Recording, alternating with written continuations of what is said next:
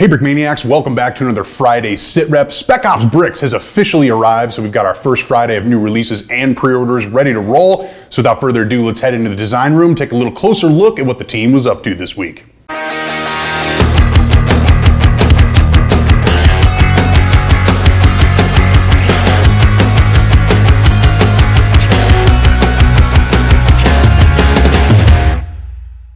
Alright, so we're checking in with Mary once again, taking a look at the M777 and the Mark 23 MTVR. This is a kit bundle, so both of these come together. And obviously we got a lot on the desk right here, so Mary, why don't you walk us through what we're looking at? Yeah, so these models are by George Hicks. Okay, so basically there you've got the truck, and then you've got this that can tow behind it. And so we have this awesome 3D printed muzzle brake. And the muzzle brake actually has like the tow connection on there, and that it's kind of weird in real life, and it's very cool to see it here in Lego. But this essentially like folds up in a way where you can have it be ready to be towed, like just behind the truck. So that's really cool. I'm not gonna put it all the way back there. There's a lot of deployment on that carriage there. Wow. Yes, and this also you can angle this by adjusting these bars. So you can move these up and down and get different angles, which you'll need if you want to tow it. So you can like adjust that there. And then with the truck, we've got this awesome canvas cover that Slam made. As well as, okay, so first of all, it has a turret, crazy, but we're also doing... Right on top of the cab. Yeah, I know, right? I was building this and I thought it was like done, and I was like, oh, what are these extra? I was like, there's a turret on top, okay. Which, you know, I should expect these things by now. And we also are having some awesome printing done on it.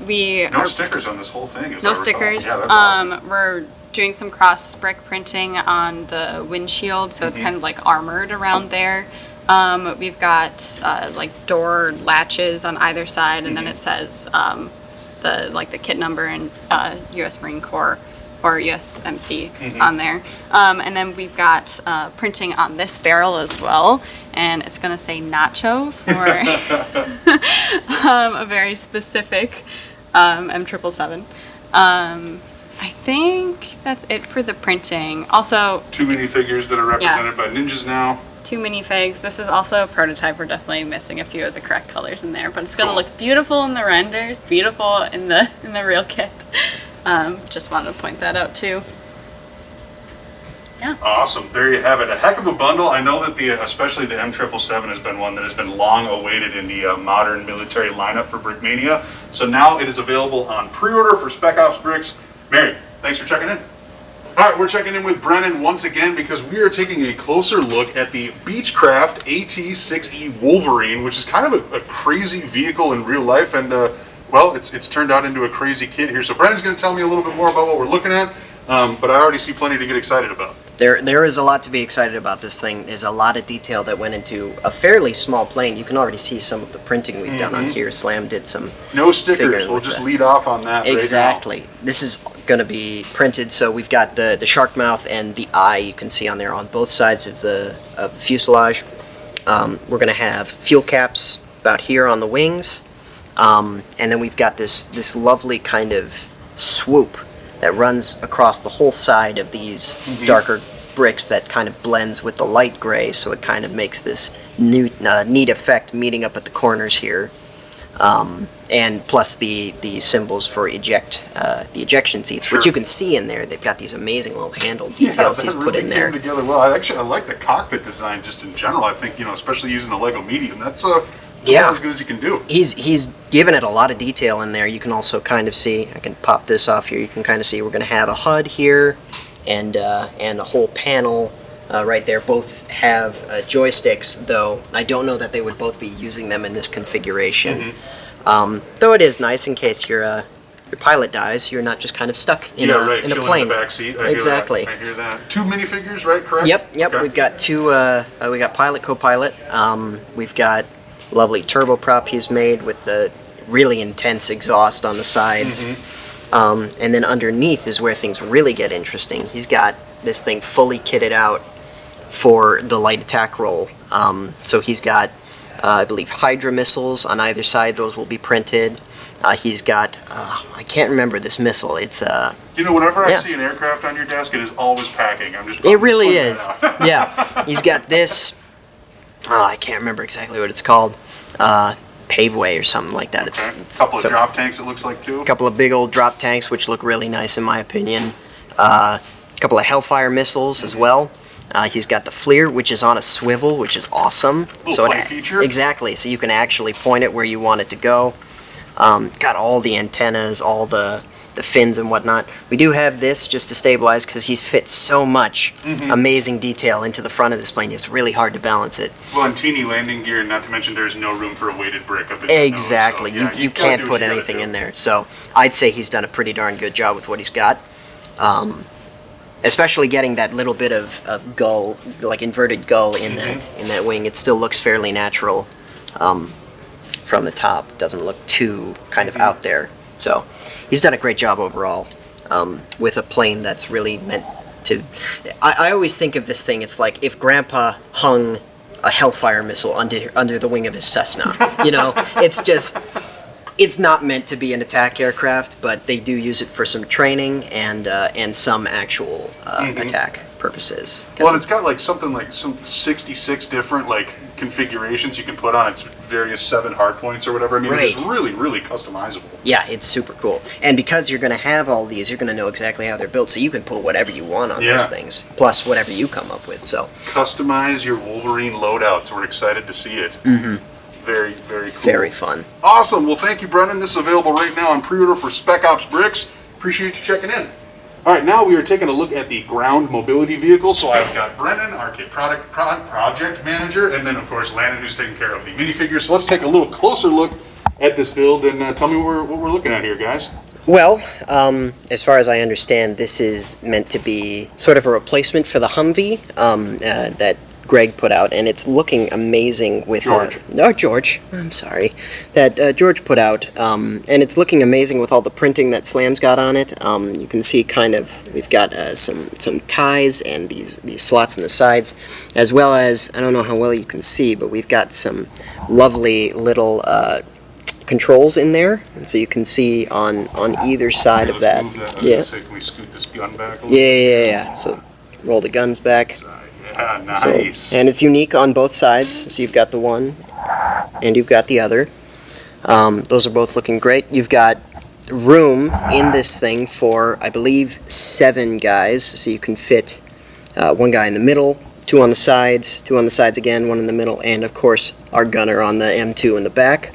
Yeah, this thing is something with brick arms, wouldn't you say, Landon? It is decked out. Say the thing. Bristling. There we go. Bristling with guns. So you've got that. You've got some pouches for various items on the side, as well as some extra ammo for the M2. A couple of gas canisters. Another printed element we've got the all the wheels are printed. Yeah, So wow, you've look got, at that. That detail came out yeah, really nice. it really did. So you've got the spares, and on both sides. And really, it's an incredibly light build. Like, it's incredibly minimalistic. You can even see under here, there's not a lot there, but it's still a fairly sturdy build. Yeah, a lot of fun to room around, I suppose. Exactly, yeah. Go team. Yeah, he did a really good job with that. I was very impressed. Yeah, and of course, Landon, you've done an amazing job with these figures. They're looking absolutely awesome sitting on this thank thing. you. Yeah, you want to get into Take that? it away. Let's do it. Sure. All right. Comes with a crew of 2. 2 guys. They are both the same, if I'm not mistaken. Yes. So this is, I guess, due to the newer nature of this vehicle, not a ton of source photos kicking around there yet. But so I based this guy kind of on a more of a standard infantry, but then geared a little bit towards a higher mobility platform like this. So you'd have a fast helmet instead of your combat helmet. He's got some more low profile pouches there as well for his magazines, and that's got that newer NATO mags in there as well. So that's a newer artwork that I really like how that turned out. There is a on top there. That's another new piece of artwork there. It's actually a cell phone holder. So Android cell phones have this fancy piece of software. I think it's like ATAC or something like that. Some acronym where they shoehorn something into it. Anyways, it's like a combat coordination software that it folds down like a little tray there, and you can coordinate I guess a whole bunch of different things. Whatever gets the job. That is we're seeing that on the battlefield more and more. So that's I mean I'm guessing that's going to be a standard thing in the long run for a lot of different soldiers. Got his radio on him as well, and that would integrate with those the ComTac or with the Pelter's headset. The fast helmet's featuring some all new reconfigured artwork. We have that multicam OCP pattern on, and that's printed on 4 sides actually. So you got the sides, front, and back, and we had that camouflage pattern kind of integrating seamlessly across the board on that. So that's I think that is the highest detailed one we've released so far for that helmet. So I'm excited for that. So overall, it's a kind of a high speed sort of configuration, but still geared towards a basic infantry. So it's a little bit of a hybrid here. Awesome. The ground mobility vehicle. This one is ready to ship right now. No pre-order, just a new release for Spec Ops Bricks. All right, the new minifig of the month has arrived. The Neptune Spear U.S. Navy SEAL. So of course, Landon's going to break it down for us a little bit here. We noticed the 3D printed element right away, but what else are we looking at here, man? Oh yeah, I'm so excited to get to that. We'll come to that later. You're right. Okay. So Operation Neptune Spear, the taking down Osama bin Laden. This is what this guy is based off of. Obviously, not a lot of concrete details, just due to the highly clandestine nature of this mission. It was a little top secret. Just secret. A little. There have been some people that come out and talk about it more. There's just various sources of information. But so this is kind of an approximation of what you would have seen on that mission. The overall uniform is that AOR-1 camouflage that the SEALs, specifically the Dev Gru, would be wearing at that time. From what I saw at that time, that was they would be the only ones to have access to that camouflage. So that was kind of top tier right there. On his feet, he's wearing. It's kind of interesting with these special forces. They don't necessarily wear these clunky combat boots. This is a lighter sort of hiking boot, a hiking shoe. Okay. And that's actually pretty common among these groups, especially SEALs. They'll have a special. They'll be wearing. You'll see them in Converse sneakers sometimes. It's just whatever works with. Whatever they prefer. Yeah, I mean, in that instance, you'd see that would be more for interfacing with their fins. But yeah, you do see them on a wide range of footwear. Combat pants. That's the Cry Precision combat pants. And so you can see those knee pads, integrated knee pads. Just sort of at the time, these were kind of cutting edge clothing and apparel that you'd really only see on these top tier operators. Plate carrier on this guy. So this is more of a lightweight plate carrier compared to something that would be issued with standard infantry. Okay. So just really the bare bones equipment here, because this mission was so specific, in and out. They're not carrying they wouldn't be carrying a ton of gear for this mission. Just kind of the vitals here. Mm-hmm. Well, not to put you in the spot, but it wasn't very long, right? I have no clue exactly the time frame of it, but yeah, it was I think in and out. In and out, yes.